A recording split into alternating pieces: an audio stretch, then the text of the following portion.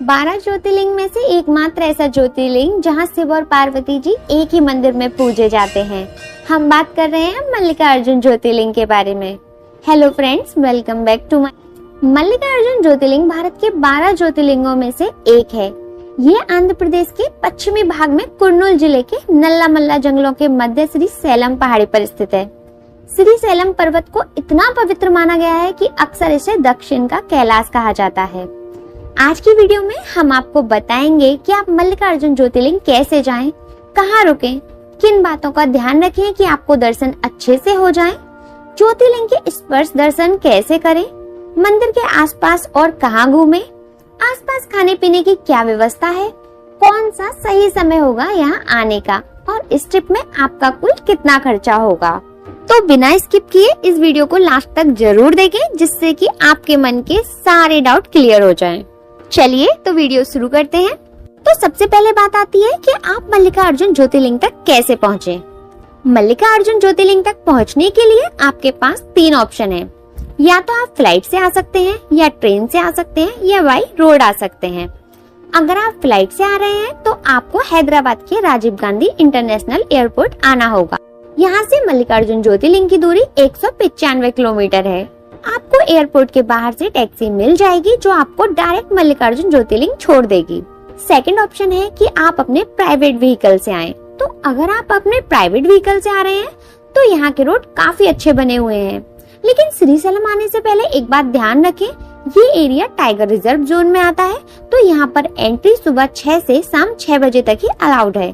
शाम 6 बजे के बाद ना तो आप यहाँ एंट्री ले सकते हैं और ना श्री सैलम से बाहर निकल सकते हैं। थर्ड ऑप्शन है बाई ट्रेन। अगर आप ट्रेन से आना चाहते हैं तो भी आपके पास रेलवे स्टेशन के 3 ऑप्शन है। मल्लिकार्जुन ज्योतिर्लिंग नियरेस्ट रेलवे स्टेशन है मार्कापुर रोड, जहाँ से मल्लिकार्जुन की दूरी मात्र 85 किलोमीटर है। लेकिन हर शहर से मार्कापुर रोड रेलवे स्टेशन तक के लिए डायरेक्ट ट्रेन मुश्किल ही मिलती है। अगर आप मार्कापुर रेलवे स्टेशन आ रहे हैं तो आपको मार्कापुर बस स्टैंड आना होगा। रेलवे स्टेशन के बाहर से ही आपको ऑटो मिल जाएंगे जो आपसे 30 रुपए पर पर्सन चार्ज करेंगे और आपको बस स्टैंड छोड़ देंगे। बस स्टैंड से आपको श्री सैलम की बस मिल जाएगी। यहाँ से श्री सैलम तक की बस टिकट 180 रुपए है। यहाँ से बस 2.5 से 3 घंटे में आपको श्री सैलम पहुँचा देगी। सेकेंड नियरेस्ट रेलवे स्टेशन है कुर्नूल सिटी रेलवे स्टेशन। अगर आपको मार्कापुर रोड के लिए ट्रेन नहीं मिलती है तो आप कुर्नूल सिटी रेलवे स्टेशन के लिए ट्रेन देख सकते हैं।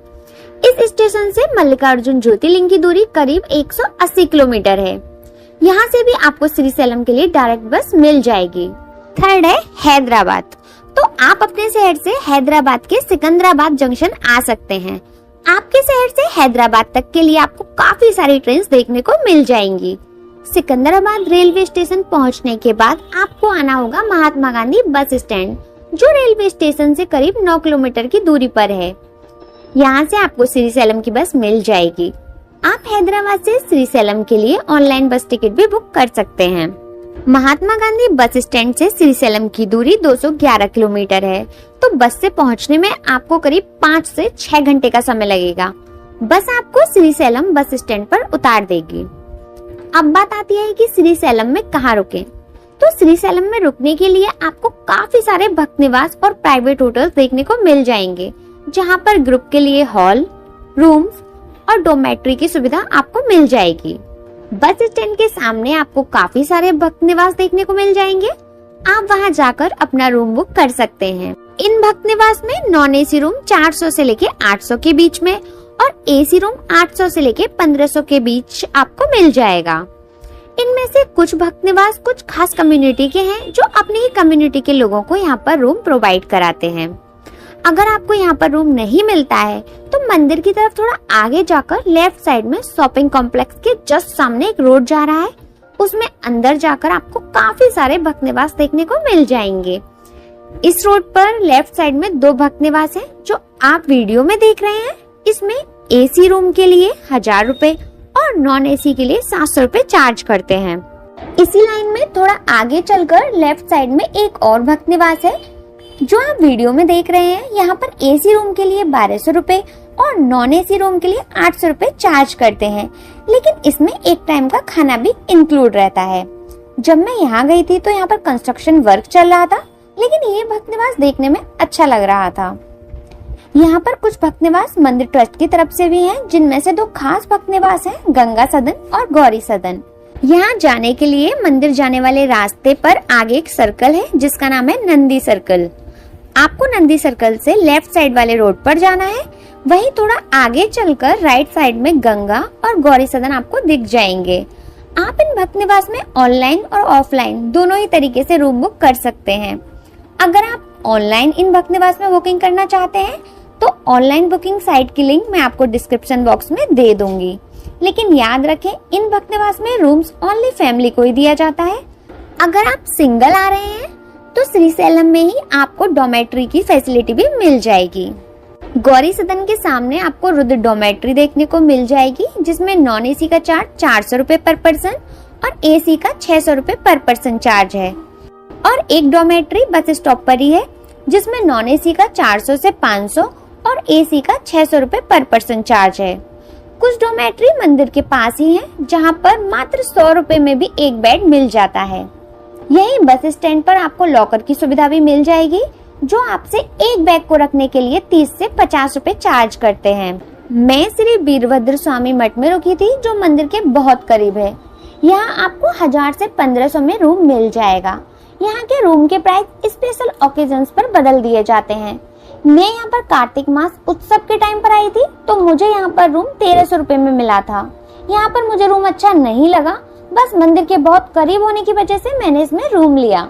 रूम लेने के बाद नहा धोकर आप चले जाएं मल्लिकार्जुन ज्योतिर्लिंग के दर्शन करने के लिए। मंदिर परिसर के अंदर मोबाइल और बैग को ले जाना अलाउड नहीं है, इसलिए मंदिर गेट के सामने लॉकर रूम है, जहाँ पर आप मोबाइल सबमिट कर सकते हैं, जिसके लिए वो आपसे 5 रुपए चार्ज करते हैं और बैग के लिए 20 रुपए पर बैग चार्ज किया जाता है। अगर बात करें मंदिर में दर्शन के लिए, तो मंदिर में दर्शन के लिए फ्री लाइन तो है ही, लेकिन फ्री लाइन के अलावा यहाँ पर दर्शन की 3 कैटेगरी और भी हैं। फर्स्ट है शीघ्र दर्शन, जिसका चार्ज 150 रुपए पर पर्सन है।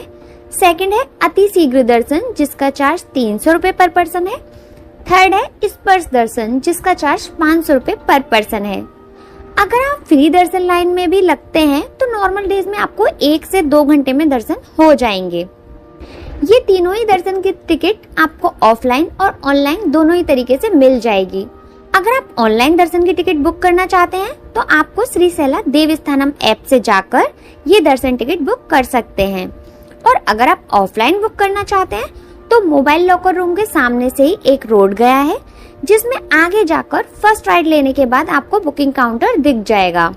अगर आप स्पर्श दर्शन करना चाहते हैं तो मैं आपको सजेस्ट करूंगी कि आप दर्शन की बुकिंग ऑनलाइन करके आएं, क्योंकि स्पर्श दर्शन के स्लॉट बहुत जल्दी फुल हो जाते हैं।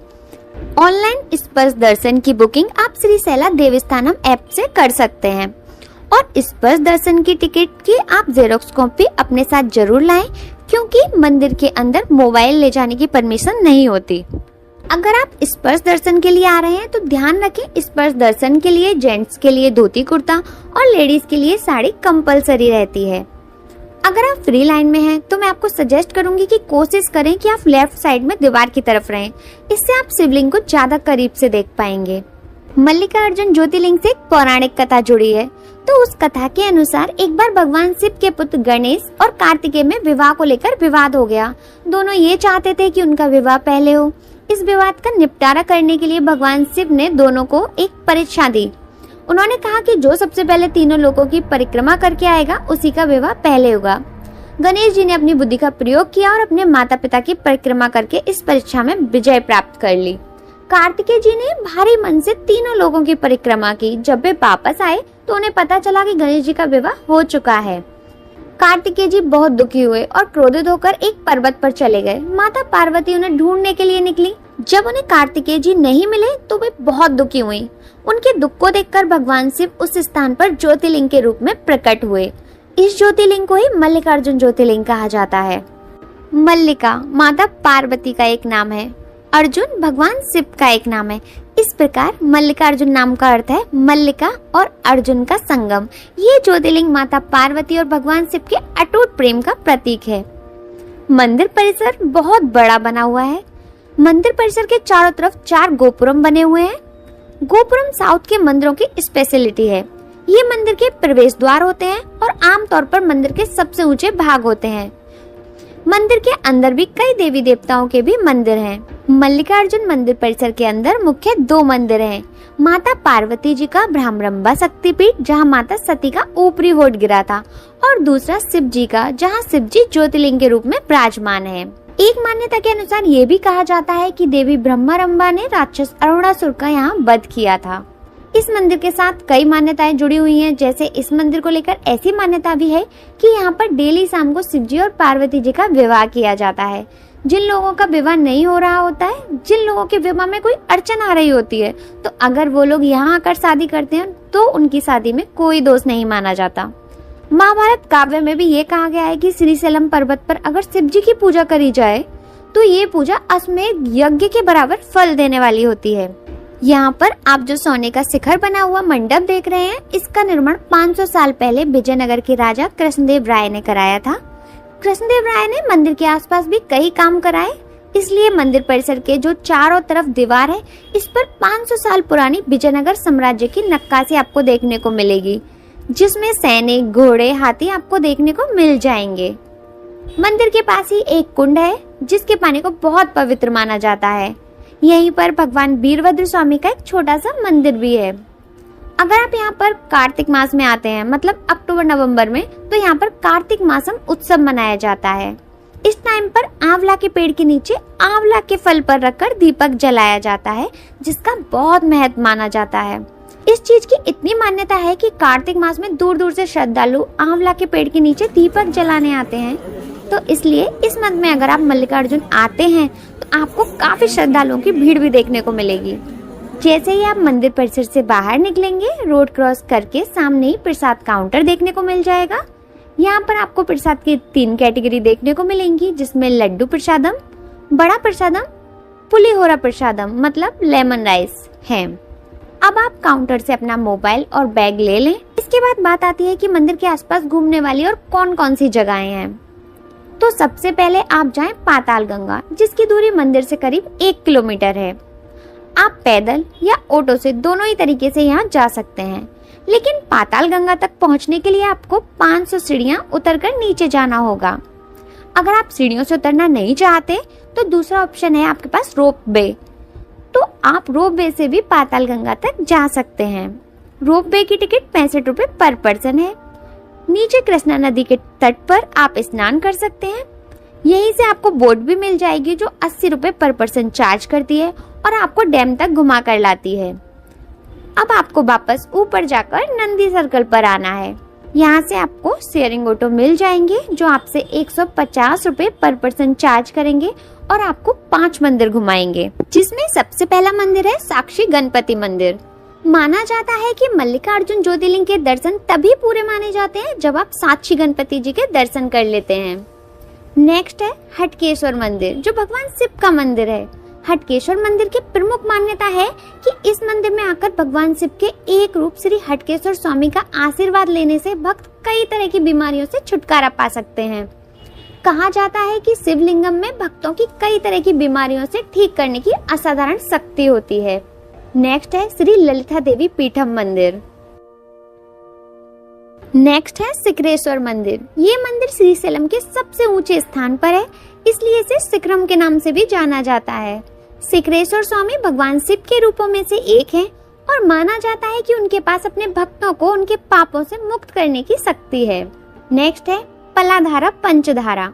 ये एक खूबसूरत दर्शनीय स्थल है। ये एक महत्वपूर्ण धार्मिक महत्व भी रखता है, क्योंकि केंद्रीय धारा पलाधारा पंचधारा का नाम हिंदू भगवान शिव से लिया गया है। ऐसा माना जाता है कि इस धारा का नाम भगवान शिव के माथे से निकलने वाली धारा के नाम पर रखा गया था। ऐसा माना जाता है कि श्री आदि शंकराचार्य 8वीं शताब्दी में ध्यान करते समय यहीं रुके थे। तो इस तरह ऑटो आपको 2 घंटे में इन 5 मंदिरों के दर्शन करा देगा। मंदिर के गेट के सामने ही एक मार्केट भी है, आप वहाँ पर भी घूम सकते हैं। अगर बात करें खाने पीने की, तो यहाँ पर बस स्टैंड के आसपास ही कई छोटे मोटे रेस्टोरेंट्स और फूड स्टॉल्स हैं। आपको यहाँ पर 100 रुपए में अच्छा खाना मिल जाएगा। तो अगर आप श्रीशैलम घूमने आने का प्लान बना रहे हैं तो नवंबर से लेके मार्च तक आप कभी भी घूमने आ सकते हैं। इन दिनों श्रीशैलम में मौसम अच्छा रहता है। श्रीशैलम आने से पहले कुछ खास बातें हैं जो आपको ध्यान रखनी चाहिए, जैसे ऑनलाइन दर्शन की बुकिंग करके आएं, अपने पास कैश और चेंज जरूर रखें क्योंकि यहाँ पर ज्यादातर लोग कैश में ही पेमेंट लेते हैं और यहाँ पर एटीएम 3 से 4 ही हैं जो शॉपिंग कॉम्प्लेक्स में है। आसपास और किसी भी जगह पर एटीएम नहीं है। इस शॉपिंग कॉम्प्लेक्स में जो 2-4 एटीएम है भी उनमें भी कैश मुश्किल ही मिलता है क्योंकि यहाँ पर ज्यादातर कैश ही चलता है। अपना आधार कार्ड और हो सके तो अपना मैरिज सर्टिफिकेट अपने साथ लेकर आएं। अगर बात करें कि इस ट्रिप में आपका टोटल कितना खर्चा होगा तो आप स्क्रीन पर टोटल खर्चा देख सकते हैं।